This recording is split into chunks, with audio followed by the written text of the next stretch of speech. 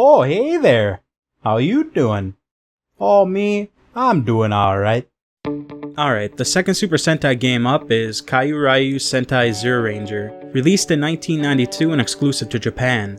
Now, unlike the first one, it's not one of those Japan games you can play and know what the hell is going on unless you're familiar with the menus and the game. So I hunted down a translated version.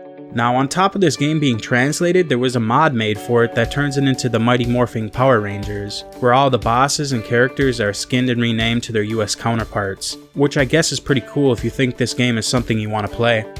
Now, remember in the last video how I said I wish the Super Sentai game was more difficult and added some platforming? Well, this game did that, but it didn't make my experience any better. This game was beaten in 30 minutes, and it has some of the weakest on top of shortest stages I have played through. Very reminiscent of the Flintstones' The Treasure of Sierra Madrock for the SNES in terms of levels and lengths. This game has 5 stages where you will control one of each of the Power Rangers for each individual level. All the Power Rangers start with a gun, and by entering a doorway you'll be greeted by Barza, who's basically Zordon from the US version. He will give you a weapon that is unique to your Power Ranger. The Yellow Ranger upgrades to a dagger, the Pink Ranger into a bow, which is super OP and will make her stage the easiest to play through in the game. Dan the Blue Ranger has a Tri-Lance, Black Ranger an axe, straight frickin' lumberjack style, and the Red Ranger a Dragon Blade, which is a sword. Other than the new weapon upgrade, they scatter coins throughout the level. If you collect enough of them, it will replenish your health to full and give you stats on your mecha. Like, check this one out. The Tyrannosaurus is 147 feet long, weighs 96 tons, and his special weapon is the Tyranno Sonic. Wow!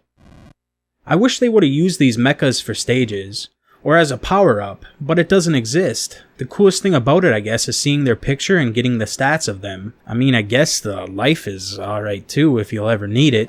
Seems to me you will mostly just lose life trying to collect the coins, so I would say you could just skip collecting them unless you're trying to find out the stats of your favorite dino mech.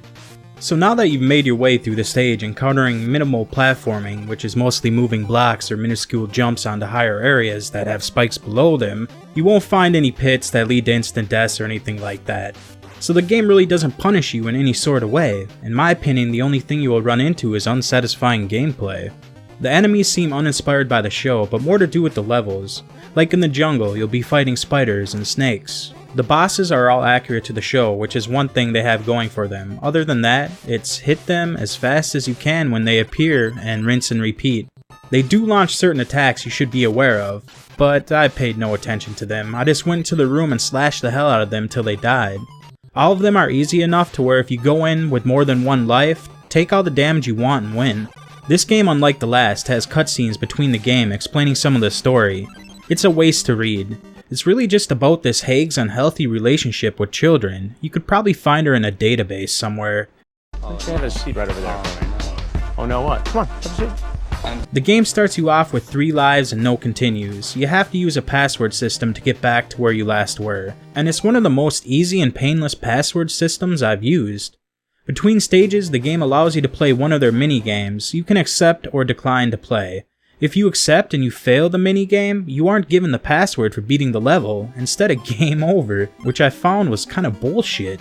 So I just declined to play all the mini-games and just go right to the password and the next level, in fear of being punished for trying to break up the monotony.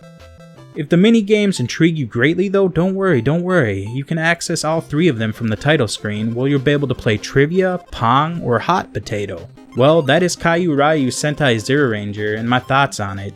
The best thing about this game is the music. It was pretty damn enjoyable, and yeah, I might have ragged on it a bit harshly, but honestly it was kinda fun. The game isn't a masterpiece, but if you want to experience the Power Rangers on the NES, I would say try this game out along with the first one, Choujin Sentai Jetman. While not groundbreaking titles, there's enough here to have fun with the both of them. This is Late Night Retro. Thank you for watching. Until next time.